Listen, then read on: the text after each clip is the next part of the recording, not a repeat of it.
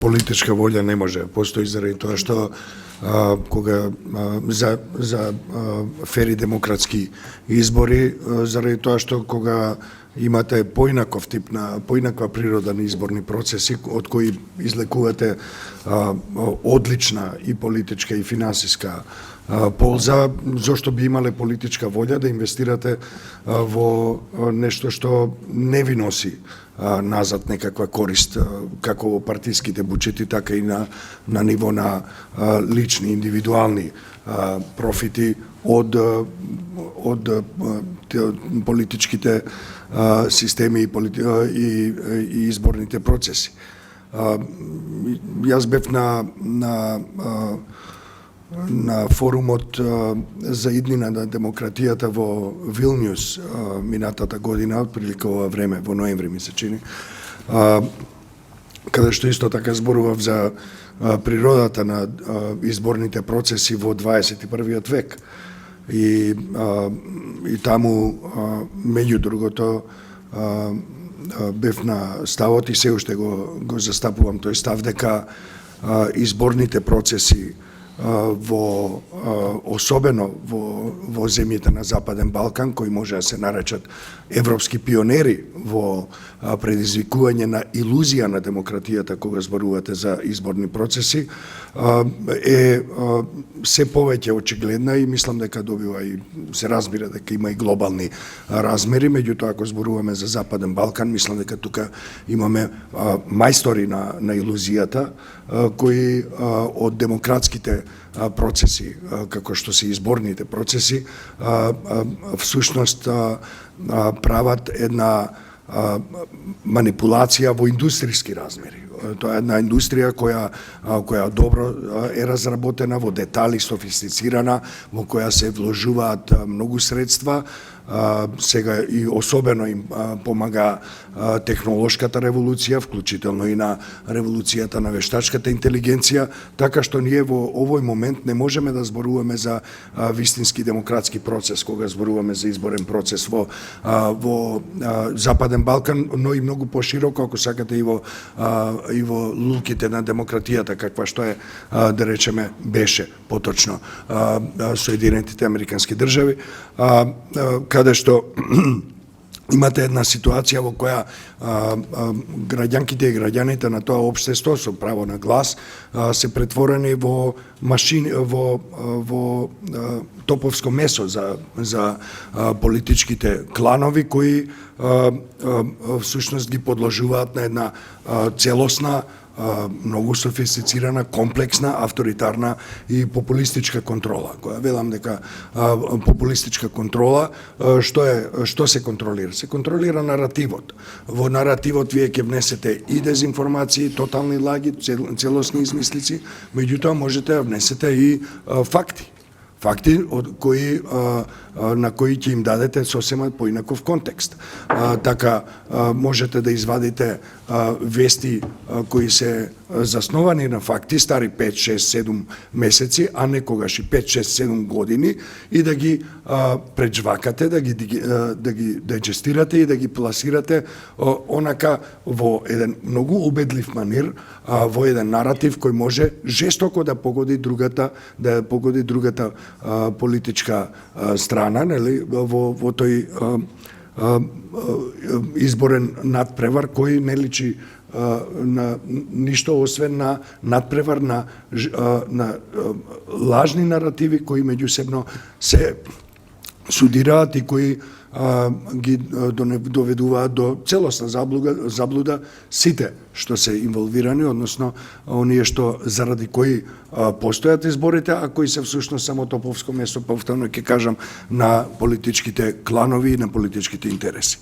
Во тој контекст Западниот Балкан, мислам дека исто така може да се каже дека предничи во тоа да го употреби национализмот, жестокиот национализам и националистичката омраза во најефтината инвестиција во една политичка операција, изборна операција или политичка операција со највисок профит.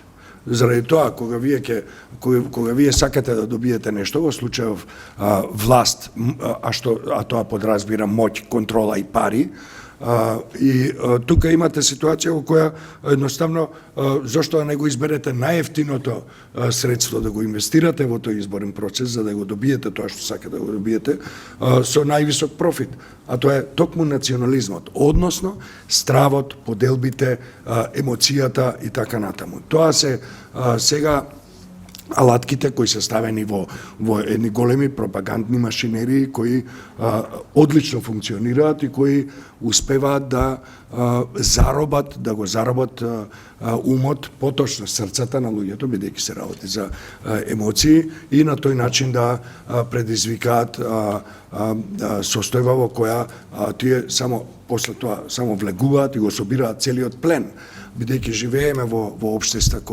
во кои политичката култура е на такво ниво што оној што ја освојува власта има се, оној што ја губи власта губи се, или се подложува на нели условно кажано политичко робство на победникот, а тоа се разбира како подразбира и огромни пари. Пари од оние што го плаќаат данокот и оние што гласаат. Ние имаме ситуација во која изборниот процес е целосно заробен, како од овие комплексни операции на пропагандните машинерии, на политичките и на олигархиските мрежи во земјата и во регионот, но и многу пошироко се разбира. И во тој случај вие имате заробување исто така и на клучните, стратешки важните институции во системот, почнувајќи од Државната изборна комисија, завршувајќи со агенциите и комисиите на државно ниво што се занимаваат со дискриминација, корупција, владење на правото, судскиот, полицискиот и така натаму. Меѓутоа, она што е најважно, клучно во целиот систем се медиумите.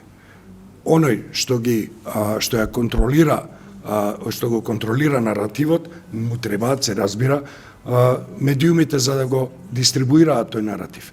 Медиумите се под контрола на олигархиските, односно партиските машинерии кои ги користат медиумите како возила со кои ја прегазуваат едноставно волјата на гласачите, ја прегазуваат демократската димензија на изборите и ја претвараат во она што го кажав на самиот почеток, илузија на демократија. Сега, нормално, тука не смееме да го испуштиме и факторот на влијанието од авторитарните и тоталитарните центри на моќта. Тие имаат интерес демократијата да доживее една целосна ерозија, каква што ја гледаме и во земјите на Западен Балкан, и претварање на делови од тие земји во прокси држави. Едноставно на тој интерес кој го имаат тие центри, авторитарни центри на моќта на глобално ниво. И една од главните работи, една од главните цели што ја имаат тие е да предизвикаат недоверба кај луѓето. Не им е ним битно, тоа сум го кажал повеќе пати, нели сме го кажали како организации, теоретичари и практичари го кажуваат тоа постојано. Не им е битно некого тие да убедат во некој факт или вистина. Ним им е најважно да предизвикаат недоверба, да предизвикаат несигурност, да предизвикаат недоверба во институциите, да предизвикаат недоверба во демократските принципи, стандарди, интегритет и така натаму, да предизвикаат недоверба, страв, омраза и кон другите, нели, онаму каде што веќе нема политички опоненти, туку има политички непријатели, тоа што го кажа и Роџер во првиот панел. Значи, нема веќе опоненти во кои ние имаме дебата, надпревар на аргументи и со подобри политики и практики да се надпреварува. Нема такво нешто. Едноставно, вие имате претварање на она друга страна во политички непријател кој треба да се прегази, да се уништи и се разбира дека тоа им одговара на тие авторитарни или тоталитарни системи или центри на моќта кои водат хибридна војна против демократијата, не само против Европа и Украина или ако сакате, не знам, воени агресии и така натаму. Тие водат хибридна војна за придобивање на срцата и умовите на луѓето во демократските земји. Затоа што на тој начин се остваруваат нивните цели и интереси, не одам во тој дел.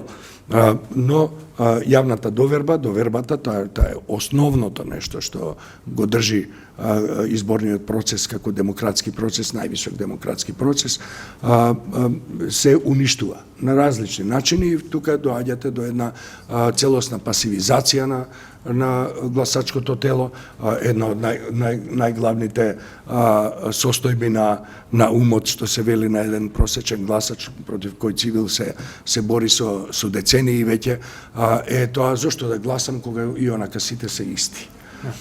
И тоа е таа апатија, летаргија која е измешана со низа операции на влијание, како од надвор, така и од внатрешно, од на домашно ниво, од мајсторите на илузијата, и затоа ние имаме многу сериозен пад на интегритетот на самите изборни процеси. Како практичари, веќе беше кажано неколку овде, како практичари и изборни наблюдувачи, само во две реченици, ние бележиме низа недостатоци, за жал. Изборниот законник е толку пати прекројуван што дури и Версаче да го направеше како костим немаше на ништо да личи, затоа што 36-7 пати вие да прекроите изборен законник, тоа навистина ќе предизвика сериозни последици по правниот след на нештата.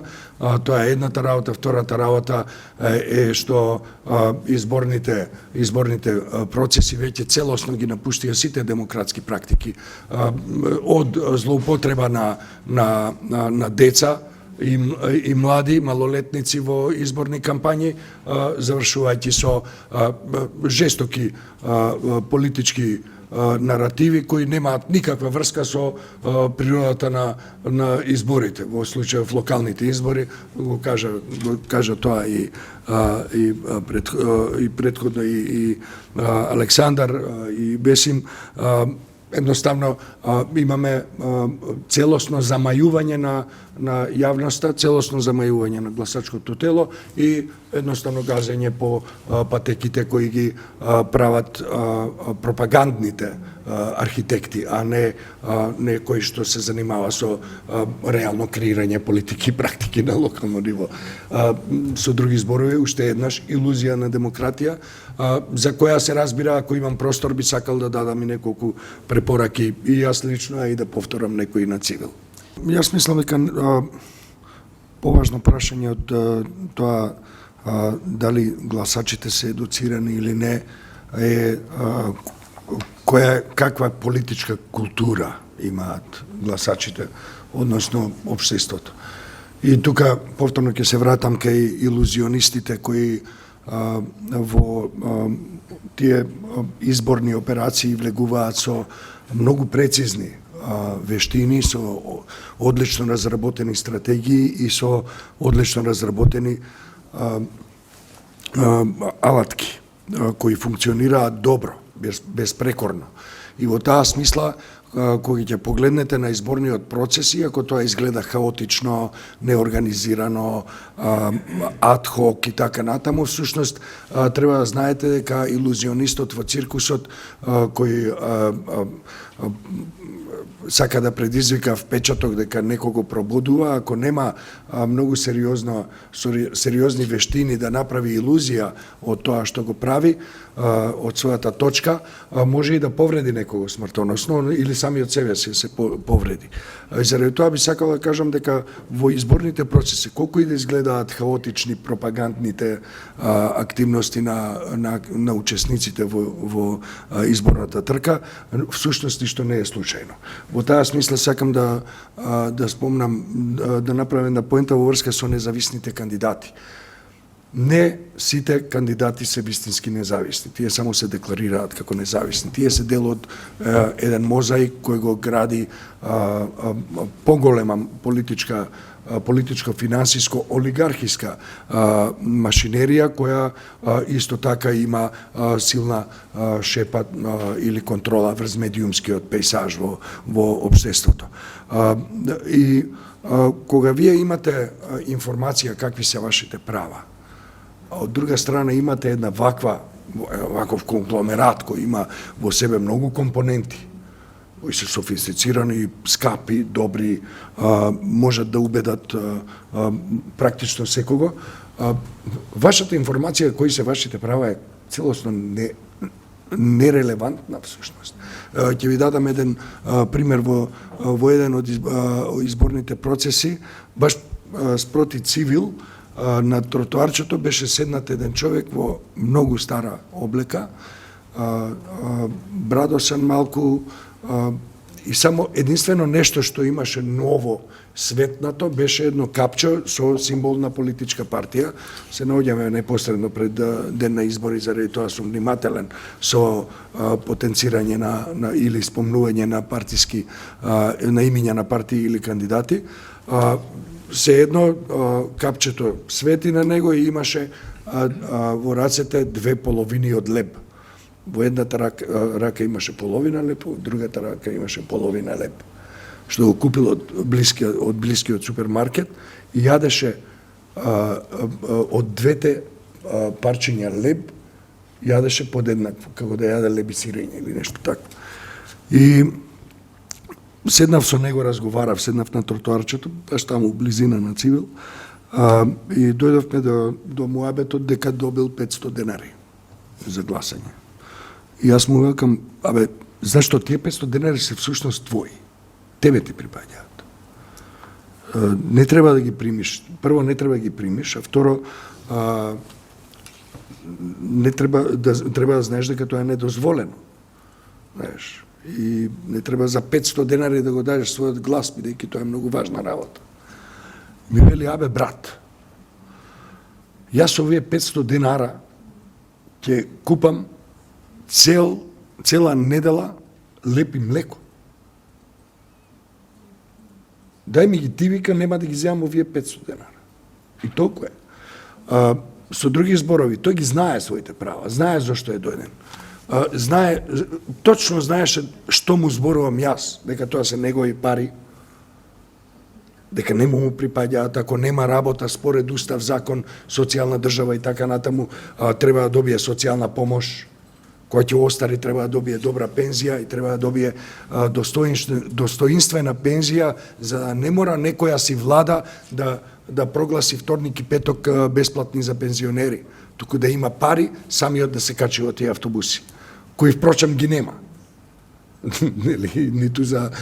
ниту за нашите колешки и колеги кои живеат подалеку од центар. Гласачките права се многу важна работа. Државна изборна комисија по закон има обврска да спроведе сеопфатна кампања за правото на глас, дури и за техничките аспекти на ова. Тука помагаат странските организации и фондации, ги знаеме, и даваат и техничка и финансиска помош и сето тоа, и луѓето ги гледаат тие работи. Што ако ги гледаат? Што ако ги знаат своите права? Кога партизацијата на системот е толку агресивна и кога илузијата на демократија во изборните процеси е веќе толку добро изрежирана, толку е добро вткаена во општествениот дискурс, што на некој начин не вреди што тие ги знаат своите права. Од друга страна, иако мислиме дека младата генерација или Gen Z не гледа или не ја интересира тоа што ние правиме, односно тоа што ние упропастуваме нашата генерација, всушност Gen Z покажува дека знае многу добро што се случува. И тие кај да е ќе ги земат работите во своји раце. И тоа го гледаме сега во низа недемократски, авторитарни или полудемократски држави, почнувајќи од далечниот исток, па и во Мароко и така натаму, како Gen Z всушност ги потресе од корен тие општества и дури соочени со крајно милитаризирана полиција која пука во живо месо со боева муниција, не ги сопре во нивните барања за поинаков, подостоинствен живот, за социјална правда, за транспарентност. Преку глава е на Gen Z, име на Gen Z од корупцијата која е вткаена во буквално секоја пора на општеството. Ние овде разговараме за државна комисија за спречување на корупцијата која не знам колку пари и колку години потроши на праење табели со службени возила и регистрации на тие службени возила, колку суштински. Боже мој, не знам колку пари потрошија. Не знам колку време потрошија по ТВ екраните. Еден посериозен случај не решија. Ниту го покренаа, ниту пак кога им беше ставен на таста го зедоа во раце. И ова не се однесува само на ДКС, тоа се однесува на антидискриминацијска комисија, која буквално служи како штит во заштита на оние кои спроведуваат системска дискриминација. И ние имаме ситуација во која треба да знаеме дека младите во еден момент ќе речете па достави беше. Ама нема да трепнат воопшто и ќе почнат да го рушат системот. Дали ќе направат подобар од нашиот? Не знам, ама тоа ќе се случи. За да можеме да го спречиме тоа целосно разурнување и воопшто крахирање и на системот овде и на општеството воопшто, ние мораме да работиме на неколку јасни програмски задачи. И секој да си ја земе, да си ја преземе одговорноста посериозно, почесно. Нам ни требаат посветени и честни граѓански наблюдувачи. ОДИХР врши добра работа, да, окей. И други странски мисии за наблюдување. Меѓутоа, граѓанското наблюдување на ниво, на локално ниво е многу важно, тоа е суштински важно. Тоа е првата и вистинската брана од изборните манипулации. Ни требаат такви, а видовме како си поминаа нашите колешки и колеги кои се занимаваа со регистрирање на граѓанските наблюдувачи на цивил. Постојано се усложнува процедурата за тоа како се регистрираат наблюдувачите. Вие тука удирате на ситни административни закачки кои после тоа го оневозможуваат вистинското наблюдување. Имаме луѓе кои се откажуваат поради новите мерки за регистрирање, за акредитирање на наблюдувачите. Заради тоа што некој таму седнал, смислил начин како да го намали, како да ја намали острицата на граѓанското наблюдување. Треба да бараме транспарентност. Колку и да се вешти институциите и политичките мафијаши во нашата земја, мораме постојано, безкомпромисно, упорно, без повлекување, да бараме транспарентност. Постојано. Има закони кои ни овозможуваат да добиеме повеќе транспарентност. Се откажуваме многу често и новинарките и новинарите се откажуваат многу често од своите стории, зошто? Заради тоа што институциите не ги почитуваат законите. Но јас велам вака. Треба да се поставуваат прашањата постојано. Постојано до момент кога ќе добиете одговор. Ако добиете незадоволителен одговор, постојано продолжете понатаму да ги поставувате прашањата.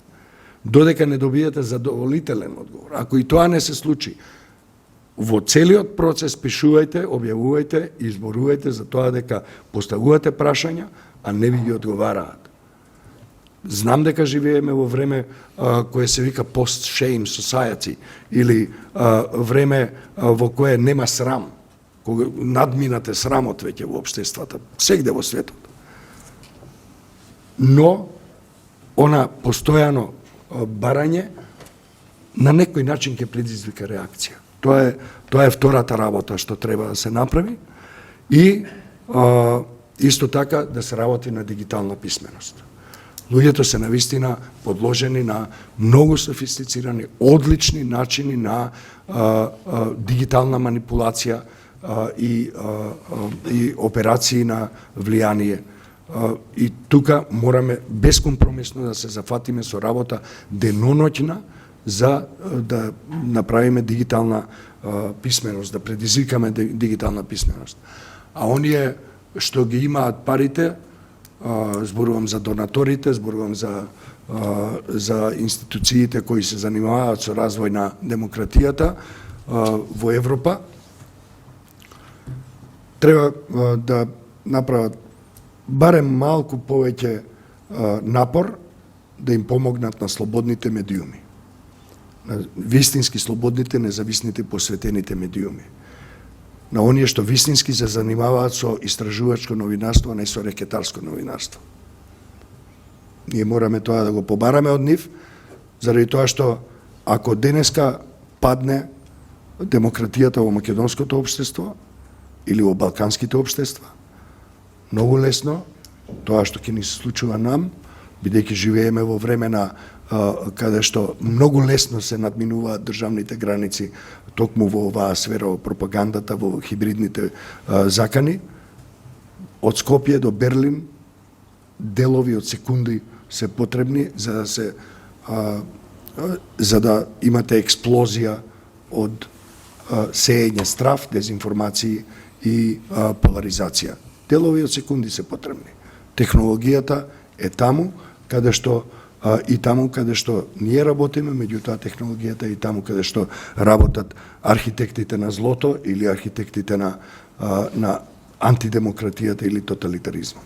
Јас само сакам на нашата публика да и укажам на тоа дека Цивил како организација основа од 99 година, значи минатиот милениум, и во која веќе постои 26 години, најмногу својот успех го должи на довербата од граѓанките и граѓаните. Би сакал да заблагодарам на сите што секојдневно пишуваат пораки и во своите пораки внесуваат точни податоци, фотографии и раскажуваат што им се случува на локално ниво, дека тоа е голема помош за нас во ова време во кое демократијата е навистина во криза, не само кај нас, туку воопшто во светот, и дека единствено можеме да ја вратиме демократијата назад со активно учество на секој граѓанин, односно граѓанка во политичките, општествените и се разбира актуелно и изборните процеси.